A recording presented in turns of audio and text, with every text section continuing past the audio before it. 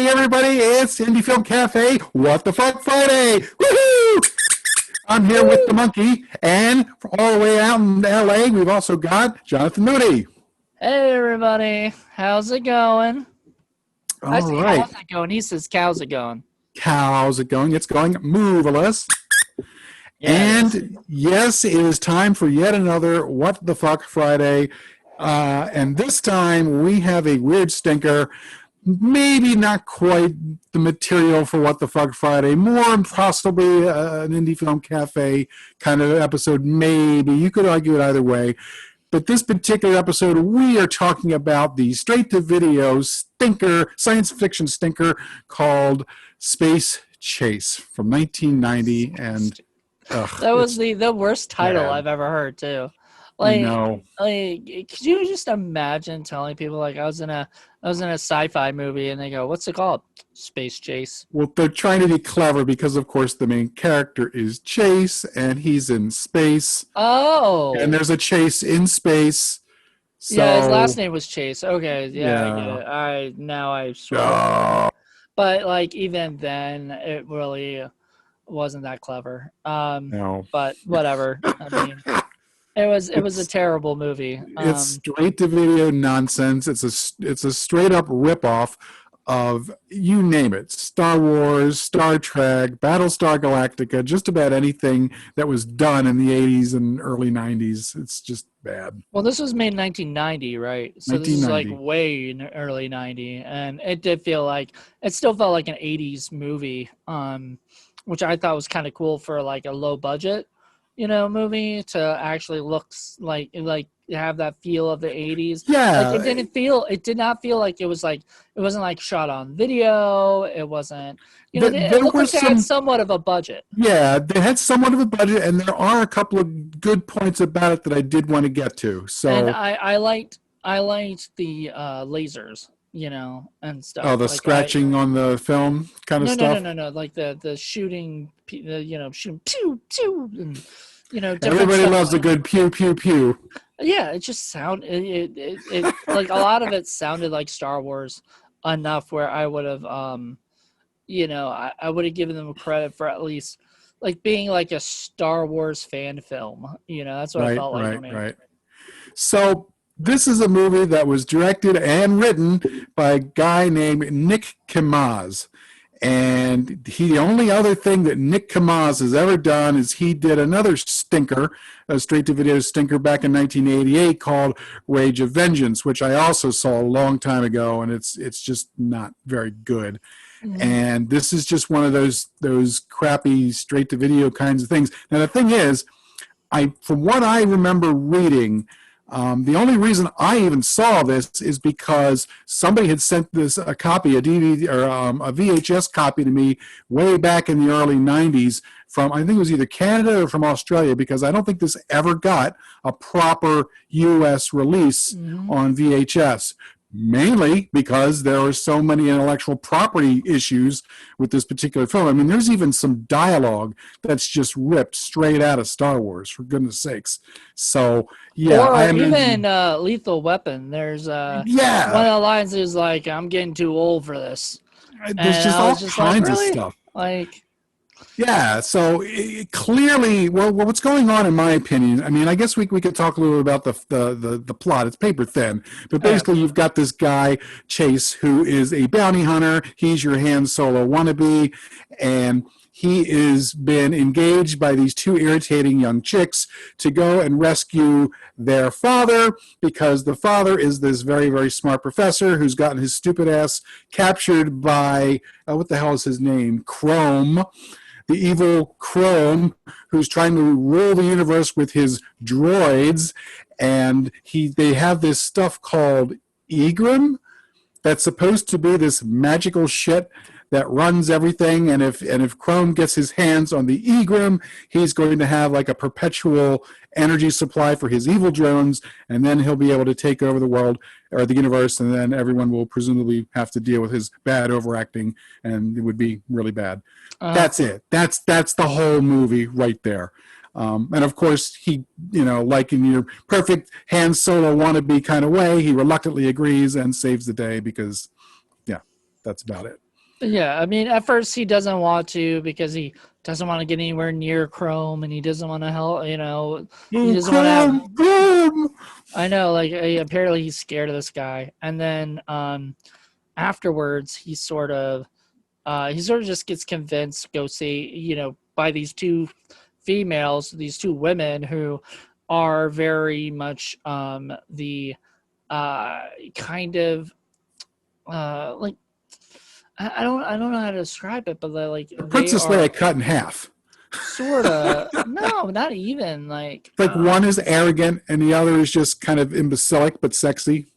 You know. That's true. That's true. Maybe it is like that, but like so these two sisters who Gloria, they're the what's that thing? The computer that talks to him Oh is yeah, yeah, telling him the yeah. whole time like you need females, on the ship, And I guess it's because she probably feels lonely being the only female on the ship. I don't Yes, know. even though she's a computer and shouldn't be thinking or talking like that at all. I was hoping we would see like somehow or another like the ship would open up somehow or whatever. We'd see the voice that's behind like a person because that was I'm surprised there weren't like computer boobs for it.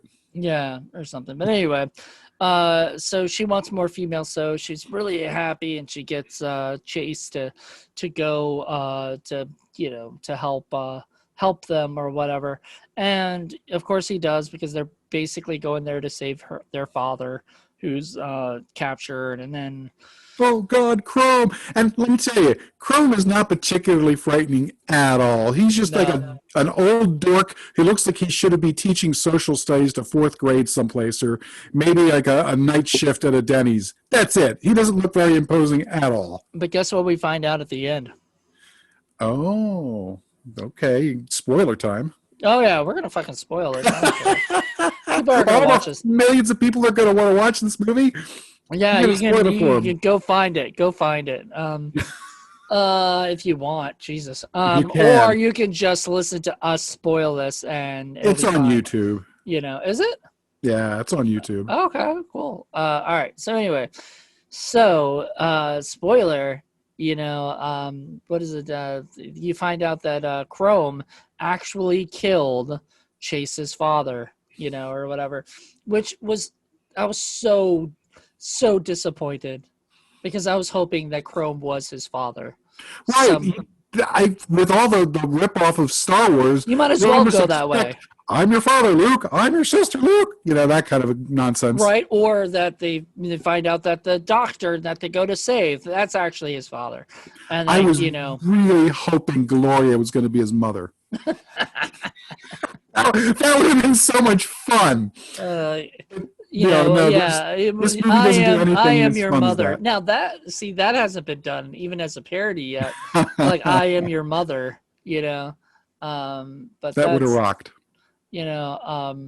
I felt like this movie obviously had a lot of it was very much in the like rip off, like it was an homage. This was a straight up rip off of Right. Star Wars, Star Trek. I've never seen Battlestar Galactica. I've never gone down that rabbit hole, so I if they did references to it, I wouldn't be able to pick that up. Oh, yeah. Not only were there references, but here's the thing. Here's why some of the sets actually looked pretty good, because they actually had access to a couple of the old Battlestar Galactica sets. Oh, Now, wow. they weren't lit very well, and they weren't really No. utilized very well because they couldn't get everything working and didn't have the money for that. But they did use some of the sets, and I think some of the costumes were used both from Battlestar Galactica, and then I think they also actually used some from Masters of the Universe, if you look carefully. So they had that. And then the second thing that they had going in their favor is somebody had access to some decent looking models. I mean, they weren't the greatest models in the world, but man, you got to say they were better than the shit you saw in Actium Maximus with those weird pancake puppets. They weren't that bad. Oh no. And in fact, remember I messaged you and said, well, at least this is better than Actium Maximus, which I mean, both movies are sort of a bore in their own way, but at least, I mean, like if I had to watch Actium Maximus by myself again, it would Oh have taken me God, forever. no, no, no. It would have taken me like You you you know. you don't watch Actium Maximus for pleasure, no matter how bad it is. You watch it to inflict it on somebody else and watch their reaction. That's why you watch it. By the way, we are still offering, if we get 5 people to donate $1 each, we will to our Patreon. He will inflict that movie pain on me again, and we'll do a Patreon only, either video or audio of it. And Maybe then even if both. $10, maybe even both. $10, we will do what is it? Barn of the Blood Llama too. Barn of the Blood Llama as well. Actium Maximus comes first, but I almost think that Barn of the Blood Llama will be a better movie to watch again. So I think I'd ever hear you say that. I don't think I could. I don't think I still don't think that Barn of the Blood Llama deserves a 10, because I didn't even give it a 10 the last time. I don't think it deserves a 10. It's However, up there though. It's like a 9 or a 9.5. However, Actium Maximus definitely deserves a 10. This doesn't deserve a 10 if we were to rate it. No. This would get a 9 or something. This would be high up there as like this is just bad, but this isn't like I want to torture you bad. Right. Like I said, it has a couple of decent sets, and it has some decent models, even though you can tell that there are definitely models when you're seeing it. The problem is that the script, the story is extremely secondary or third-ary or fifth-ary. You can tell this whole movie was created because somebody got the idea that they could have access to the sets, and somebody else said, well, I've got models. Well, we got these things. Why don't we make a science fiction movie? We'll just throw all kinds of standard science fiction tropes in there. It doesn't really matter. We'll throw it together, and we'll make a movie on it. And back in the day, it didn't even matter if you couldn't get a USA release for your film. Back in the 80s and early 90s, if you could at least get it into the foreign markets, you were at least guaranteed to make some money. Right. You know what I mean? No. So, it's different now. You don't really have those options as you used to back then because of the internet. But back then, you could at least make some money that way. So you really can't lose. You may as well go ahead and give it a try, Yeah, I mean, in the 80s and 90s, there were like a string of ripoffs of Star Wars. Like, I think wasn't there a movie called like Battle Across the Stars or something? And there's a ton of them. There's a ton of these, like really, or obviously Flash Gordon. Even though Flash Gordon was a reboot or a remake or whatever of the. And a studio actually made that. Yeah, and a studio actually made that. Still. It was, capitalizing on the, on the effect of Star Wars, specifically right. Because Star Wars was kind of an homage to Flash Gordon and all those movies. Right. And that's the other thing that I kind of sort of like about this film. These guys are audacious, okay?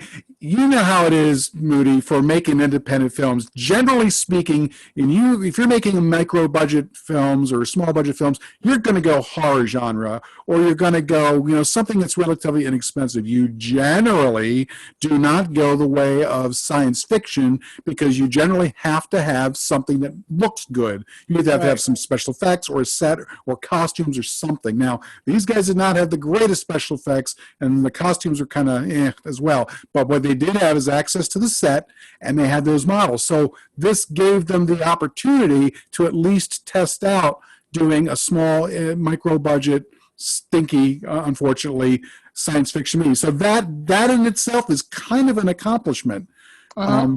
Unfortunately, unfortunately, the script is bad. The story has so many plot holes. There's some really bad acting. Do you remember the one guy? He's like the guy that Chase the Bounty Hunter goes to get his money, and he's just like full of these weird looks, and he's overacting. He's like, well, you'll be getting $4.5 million for this, and he's just like a really weird character for no reason. Was he the guy that he went to like give the bounty to? Yes. And he was like And then he looked over, and the guy was like, "Well, what about that guy?" I was like, "Well, he was wanted alive, and now he's dead, so he's not worth anything." Right, And I was right, just right. like, "What the fuck, dude?" That guy was terrible, but I wonder how much of it was the actors being just terrible, and how much of it was the director telling them to Right. act that bad, and maybe some of that, maybe half and half, Well, I don't know that they were directing them to act that bad. I think it was more along the lines of, we got it. Go on, just keep going. Oh my God, the Ed Wood um, School of Filmmaking right, right, right right, there. right. So just quickly, I want to talk about a couple of the folks who are in there. So Barry Hickey is the guy who plays Chase. He has been in a few movies, but he's really more known for doing other things. I guess he was a novelist and a screenwriter. He was a singer-songwriter. He was in some country bands. He was in some rock and roll bands. He's done a little this, a little that. And he actually worked as an executive assistant at Disney and Touchstone Pictures and I think CBS Television. So, he's kind of been in the biz a little bit, just not so much on the creative end. So this was kind of I think this is his only lead role in this. He And looked and sounded familiar, and so when I was watching him, I was like, he sounds familiar, like his voice. uh, And I don't know if it's just like a certain accent or something that he had or whatever that just sounded like other yeah. people's accents. And I think he was definitely patterning the character and the mannerisms after Han Solo. Well, right. But he didn't for me, he didn't sound like Han Solo. I wouldn't have gotten that from him if I didn't know what he was doing and Mm. seeing that stuff. Well, honestly, I forgot. He sounded like a sitcom actor, like the way he talked and shit. So I did not know if I might have seen him in something or another. Yeah. I hadn't. Possibly. Now, the one guy you might have seen is Michael Gaglio. He has been in a whole bunch of stuff. He was the guy who plays Captain Dern. He was in Manosaurus. He was in Dismembered. He was in Tarzana, Jiggle in the Jungle. He was in Titanic 2, Megaconda, 2010 Moby Dick, Bikini Time Oh, Machine, so he's been in a lot of Asylum movies. Mega Kind Python of, versus Gatorade, Zombie kind of Apocalypse. perfect for for being in this movie too. Right, right, right, right. So he has his stinky movie Who was bona he? fides. Who He was was he? Captain Dern. He was the guy who was kind of running the ship when what's his face was always like yelling like, you don't get the guy, you and your son are gonna pay for it. Like, Oh, is the father of the right, the captain. annoying little brat kid. Okay. I honestly the kid was one of my least favorite characters. I was like, what is his purpose really? In There was this no thing? reason. No Yeah, reason. it was honestly, it was trying to have some little character development of you're supposed to feel sorry for this kid, but Oh, wow. it goes backwards. It flip flops enough where I'm just like, I just don't care about him. Because Right. if he was like this kid who from the very beginning, you felt sorry for him, that he's kind of stuck with the dad who's working for Chrome and he's kind of a, whatever. And then all of a sudden, and he uses that to help those guys. I would have liked him. But the problem is he flipped over to being a bad guy again, sort of at times. And then he would flip back over and I'm like, dude, what the fuck are you doing? So I just didn't care about his character. See, Honestly. there's another what the fuck. So there are some what the fucks in here. It's mainly just because it's so bad. Look, so we were talking about it before the show. This is and we talked about it briefly earlier about this is definitely not a normal what the fuck Friday kind of thing, because when Paul and I created What the Fuck Friday, we did it because Jen couldn't watch. This is a movie Jen could watch. And in Yeah, fact, she could have watched this. Jen wouldn't have hated it, but she would have been maybe kind of bored, or whatever. But I think she would have appreciated it for a lot of the things. But yeah, this is definitely this is a one she could have guest starred on, and it would have been fine. Well, here's the other thing. The other person I wanted to mention is the one actress who plays Romany, one of the chicks, the chick with the curly hair, daughter, Yeah. and she was played by Julie Nine, and she was in a few other films, but she was also a Playboy playmate. So Nice. she's been naked before, so why the heck wasn't she naked in this? She's got the Probably they were experience. looking for family. This looked like a family oriented Yeah, movie. yeah. Like there's no cursing. The violence was like cartoonish at best. I mean, it was very much a children's thing. I can see why they didn't go that route. But yeah, I mean, if they were trying to make an R-rated Star Wars movie, they would have done that. But I think they were trying to keep it for the Star Wars audience, and the Star Wars audience at that time, or Star Trek, or Battlestar Galactica, are very much in the teens and whatnot. So they had to make it PG-13ish. And Blah. I know. You'd rather have it be R. And why not have boobies in it? I mean, Why not have whatever. something in it, something interesting? I mean, Yeah. why alienate half the audience just because it's just, well, we can't have this, we can't have that. Well, okay, people like that. Say what you I want, they know. like it. I know. Sex sells, but it didn't work. Um, But if you're not going to have sex and you're not going to have violence, you better have story, something interesting, and they don't have that either. That's the problem. They don't have much of anything in this movie, except like the idea. Like they have enough of a story where it has a beginning, a middle, and an end. Like the end, it has an end. I mean, he kills Chrome at the end. There's more story than Bat Pussy, so I'll give them that. Well, so he kills Chrome at the end, and that pissed me off because I'm like, if you're gonna try to create something like Star Wars, what happens to Darth Vader at the end of the original Star Wars? He loses, right? Because Darth Vader gets into the ship or whatever and tries to shoot down Luke and all the people and fails, right? And then he like goes flying, but he's still alive, right? So he's alive all the way for the first 3 movies. Oh yeah, they're already thinking franchise at that point. I don't- Fortunately, these guys were not. Well, I'm just saying they should have been thinking franchise, even for like a low budget indie movie. And that's not just because I always think franchise or whatever, because I do, but I always like a movie that has more story to it. And the problem with this movie is it didn't have enough characters that I cared about. It didn't have enough of a story, and it ended with him killing the villain. So if they did make a sequel, they would have to come up with a brand new villain who would randomly appear. Well, the thing is that, well, two points about that. A, I don't mind a movie that has closure, as long as it's proper closure and it's good closure and you care about it and not just, oh, we killed him and that's at the end. But the second thing is, there was not enough plot or story in the first movie, much less making a sequel to this. So, yeah, that kind of idea just never even came up, and rightly so. They just didn't have enough. They didn't put enough effort into the story, and the story, no matter what, is still going to carry a film. I mean, that's the primary purpose of a film, is to tell a story. right.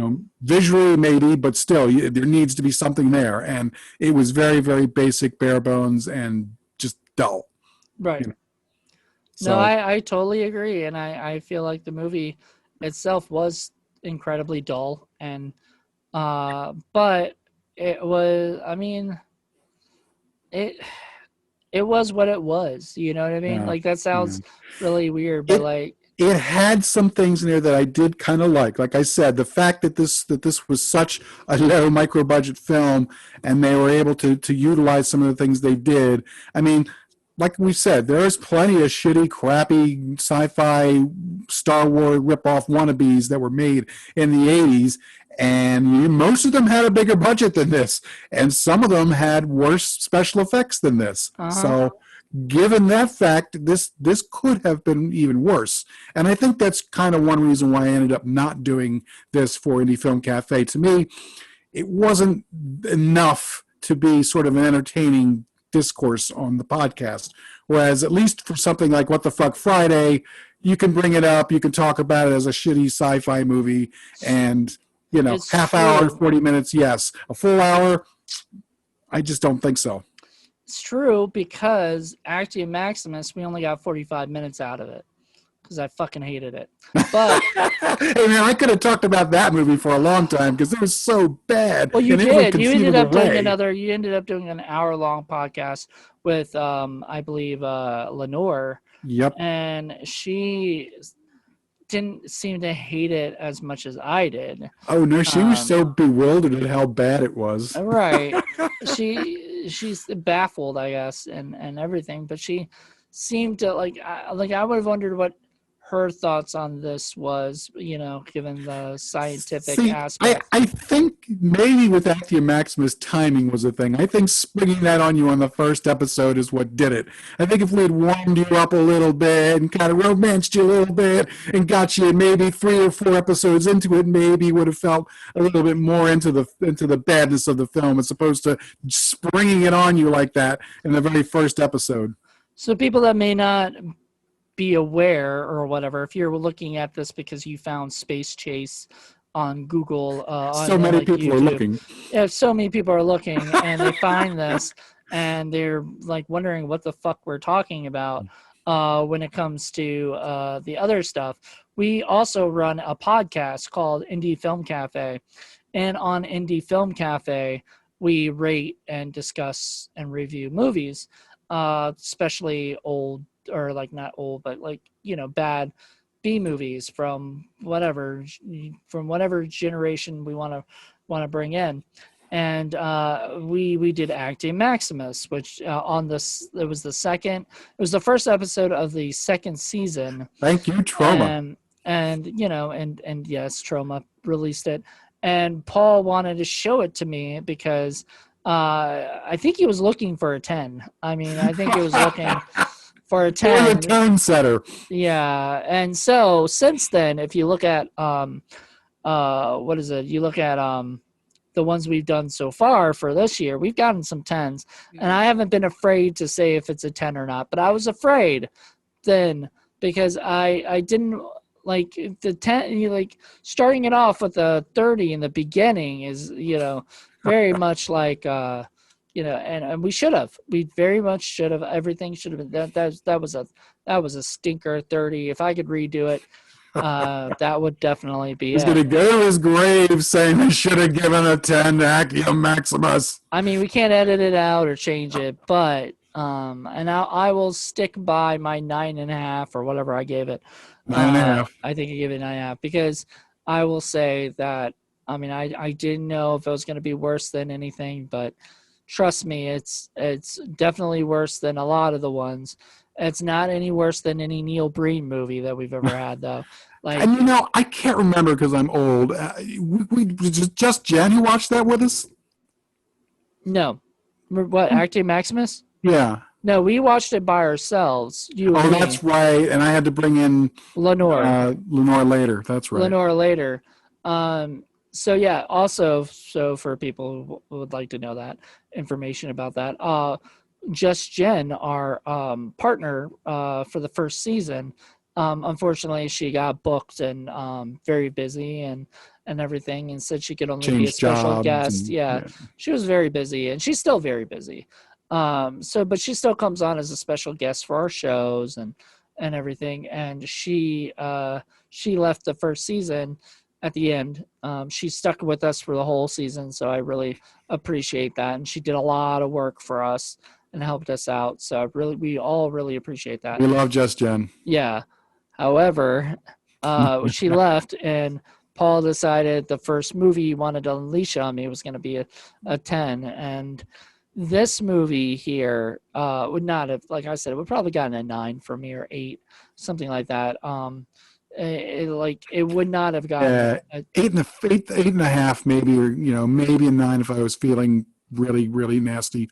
But yeah, like I said, it has a few points to it that I like, and it's kind of back from those straight to video late 80s kind of time that there were just so many movies out there, and at least in the United States, there was a mom and pop video store in every corner. There was a professional or a corporate video store on the other corner. You could have so many movies out there. There was just a ton of them out there, and everybody was making them because as long as you put something on video, it didn't matter how bad it was, you would probably make some money just from rentals. Now, like I said, in this case, it never got a proper American release, but it did overseas, and they got some money back. I was unable to search and find out any of the budget information or how much money it ever made it back, unfortunately, but I'm sure they made some money on it. Right. Unfortunately, that guy never did anything else again, and I don't know what ever became of him or anything. I found very little information about the writer/director, so I don't know. I mean, I'm surprised it doesn't have a fan page, and people are like, calling him a golden god for this movie. But at least some of the other folks went on to other things. So right, yeah. Go. I mean, like, it wasn't unprofessionally made or anything. Like, it wasn't amateurish. It was just like, maybe the writer should have hired somebody else to write it, maybe. Yes. Or whatever. Yes. Something like that. Even George Lucas learned after the first Star Wars movie that he should. But then again, in the next 3 movies that he made, Star Wars movies he made, are just trash because he wrote them himself and didn't hire Lawrence Kasdan or anybody else. Well, he's a director. He's not a writer. There's a difference. And he's a really good director. Like, I mean, if you look at all the Star Wars movies that he directed, he did a fantastic job. And American Graffiti too. Like, he's a fantastic director. And He's American Graffiti director. was a great script. So, I mean, he can be good. It's just, I think I mean, maybe it's tough to write these space. Well, and I think sometimes you need to have an extra set of eyes or just a different set of eyes. I think some people can tend to fall in love with their own material, and they will see past flaws that other people will say, hey, you probably shouldn't have this, you probably shouldn't have this character, why don't we try something over here? And you need to have somebody being able to step in and to say that or to do that or to go in a different direction, to keep things fresh. Exactly. Well, I think this about wraps it up for this discussion, though, of this and everything. I mean, we did a half hour. I'm surprised we got that out of this movie. I mean, we did go on little tangents like we always do, but yes, as we usually do. Yeah, but we don't have just Jen coming in and go, guys, focus. Right. So, But there are a lot of blatant rip-off bits and pieces from all these other sci-fi movies that are much more well known, and that's kind of the other reason why I wanted for What the Fuck Friday, because you're going to look at this, anybody who's going to see this, and they're going to say, Jesus Christ, they stole that from here, they stole this from here, you know what I mean? So it's kind of what the fuck for that reason. So I just wanted to make that well, I mean, we made it on the Facebook page. We kind of put a thing on there yesterday, but which is Thursday the 16th or 15th. Thursday the 15th, we announced that we put that so 3 of the video casts that we do are taking a break next year. Now, I don't know when they'll be back, if they'll be back later next year or something. At least they'll be back. They're just going to take a little bit of a break. We've got a lot of things to focus on. And we got a lot of stuff coming up, so we need a break. We've been doing all kinds of podcasts and video casts for some time now. And I'm not having a break.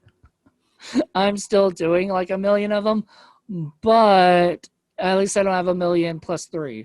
We're giving you also different content because, while these 3 shows, and it's going to be What the Fuck Friday, Criterion Watch, and Film Freaks, are going to go on a bit of a hiatus, we are going to be giving you different content from other kind of perspectives and other shows and, covering other kinds of movies. So we're not just doing leaving you high and reviews dry. too.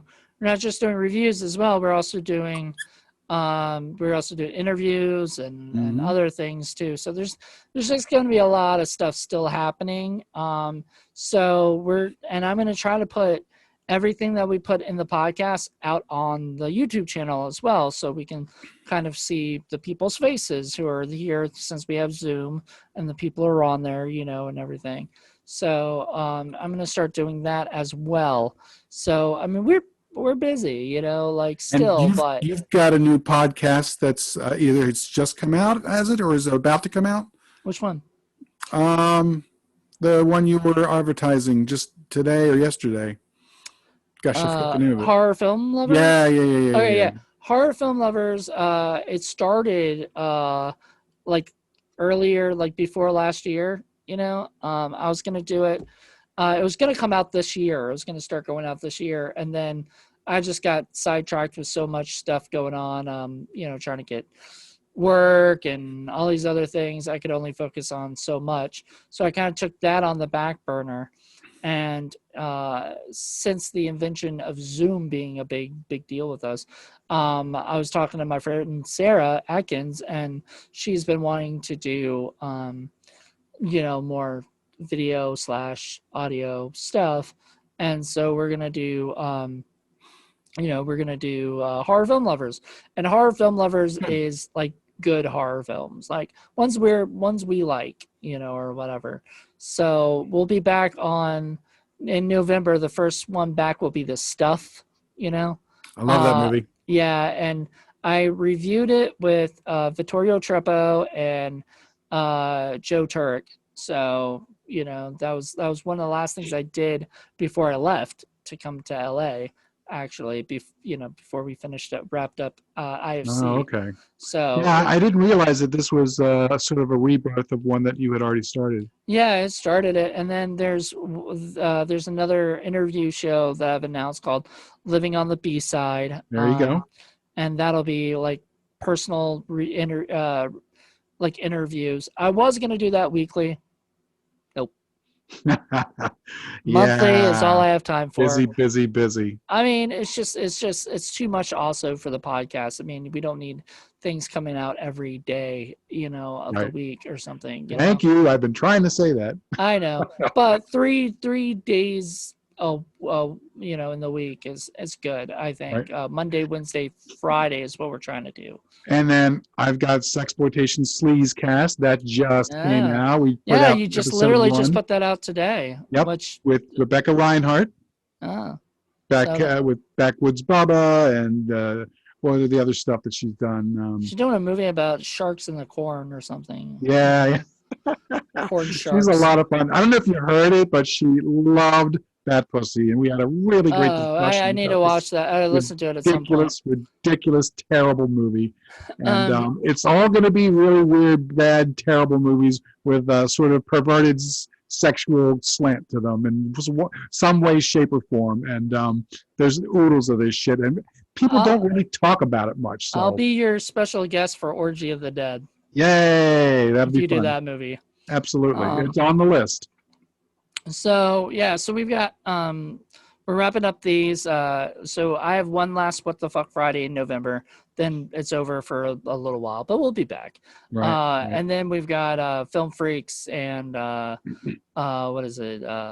Film Freaks and Criterion Watch are going to be wrapped up in. They're also going to be wrapped up next month, and then that's. Then later, also, Forgotten Horror Classics will return as well with a new co-host, most likely because Lenore's went back home. So, right. Well, yeah, and I know you're using Rebecca before, but maybe you'll find someone else because you can use Rebecca for Sleazecast, and then you can find somebody else to do. Rebecca's game for anything, which is one reason I like her. She's and she does whatever like those it is. forgotten horror classics, but she's also very busy too because she's an actress, she's a producer, she's involved in all kinds of stuff. Oh, and she's a podcaster as well. She also podcasts on 80s horror films, which I do with Julianne Prescott and Joe Gonzalez. And Joe and I are podcasters, so Joe will constantly be, Joe will constantly be podcasting on days that I'm podcasting, so we have to just work around that. So if you like this show, listen to all these other shows that we talk about because there's all kinds of movies that we like to discuss. I know, and a lot of my friends do some amazing podcasts. Joe does Any Last Words, which is a interview show she does. She does some other ones too, like Gin it's like gin guns and I don't know, something crazy, one that she does. And so she has those. And then yeah, we've got little stinkers, we got a lot of stuff Oh yeah, still. little stinkers. We still got another one of them coming out. Yeah, we still got one more of them, and then it'll take a longer break. I think it'll be back in the summer, because because I've got G. Larry Butler coming on another show right. that I haven't One been of our announcing. co-hosts actually has to finish school. Well, I mean, I don't know if yeah, she has to go to school. Then summer we could probably use her again anyway.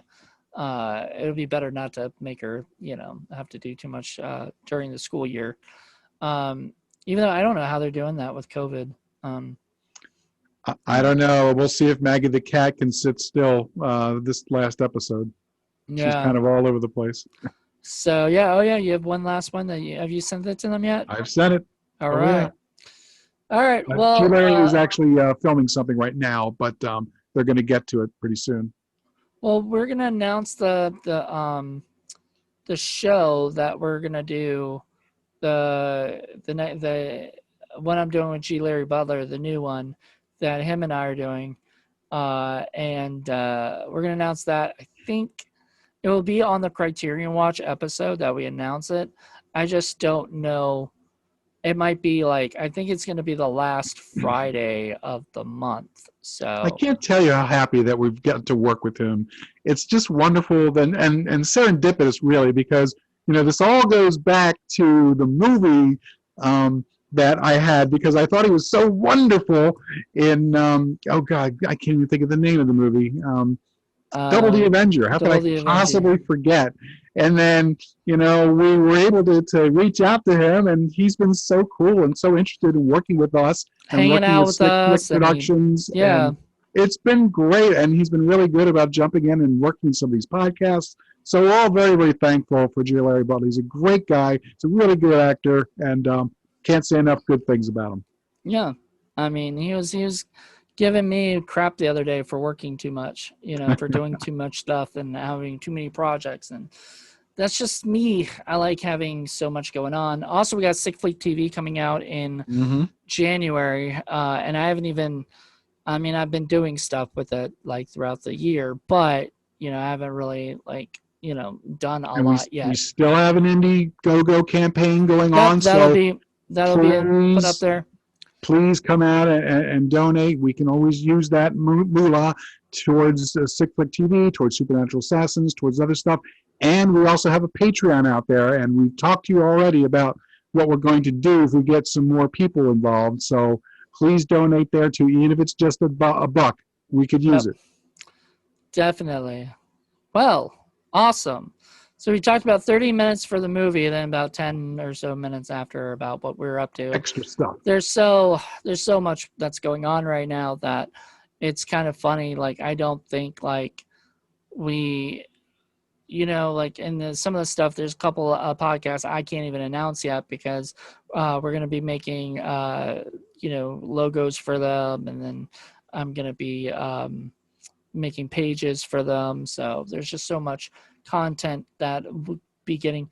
And so, yeah, it's going to be a busy year. And the thing is, once we get Sick Flick Television up and rolling, you're going to be able to see all of this stuff in one place. And that'll be one plus other people's stuff as well. You'll still have the YouTube channel there. But a lot of stuff is going to go directly to Sick Flick TV as well.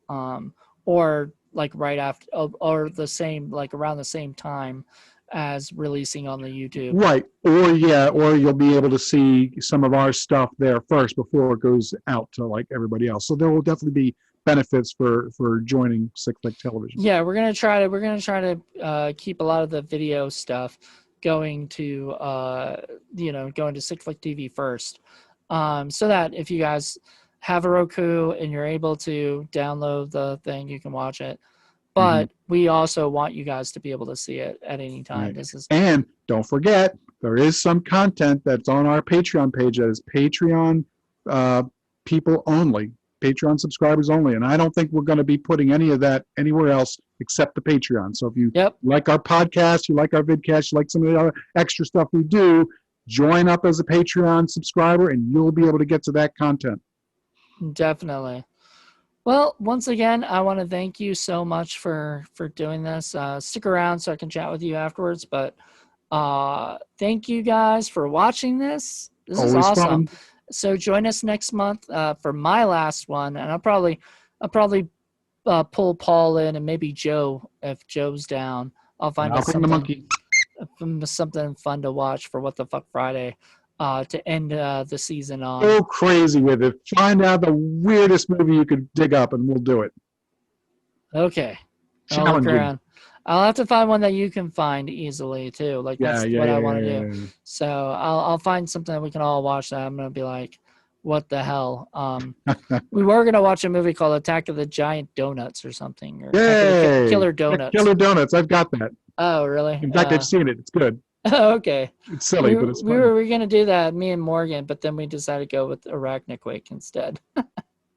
So it's good. I've got it. I've seen it. You want to do it? I'll do it. That's probably not what we're doing. I was just joking because I like that. Just sounds like a wackadoodle name for a movie. Oh, sure. By the way, if you guys want to be bored by a movie that I thought was going to be a what the fuck is a movie called Killer Sofa. That was just really boring. I have that too. It wasn't what I expected either. Sometimes you can't really judge a movie by its title. I mean, no, it sounds cool and then it's not. Right, you know? right. But I all right. expected Night of the Were-Rooster to be funny and crazy, but yeah, that's on Amazon as well. But yeah, you reviewed that, and I remember you not liking it. I think we're still going to do some solo reviews and some 5-minute reviews and that kind of stuff as well. So there's still going to be some other content. We're gonna be bringing back Quick Review Thursday. I was thinking it was going to be weekly, and it might sort of be weekly, but it also might be like bi-weekly or something. Right. Like so there's still going to be content coming out. It'll depend on like how, like my idea was to like I might review, I might sit down and watch like 5 movies or 4 movies in 1 week and then have it done for the whole, or a bunch of them done, you know what I mean? And then Paul can watch whenever he can for his and stuff. So, I mean, we're going to try to get things done. So, yeah. All right. Well, thank you all for checking this out. And please subscribe to Indie Film Cafe YouTube, and check us out on indiefilmcafe.podbean.com or indiefilmcafe.reviews. That's our website that Paul manages to run and does a really good job with it. So check that out. It's got really cool shit on it that you can only get on there. So especially if you want to find out kind of like a summary of the movies that we watch on Indie Film Cafe. Or you want to get your greedy little hands on a copy. Yeah, he shows Amazon links and other stuff, or if it's like a YouTube link or whatever. And then what is it? And then also patreon.com/Indie Film Cafe. Because we need the moolah. Exactly. So check it out. We've got the links on the bottom of here. And we'll be back next month. See you guys. All right. Bye.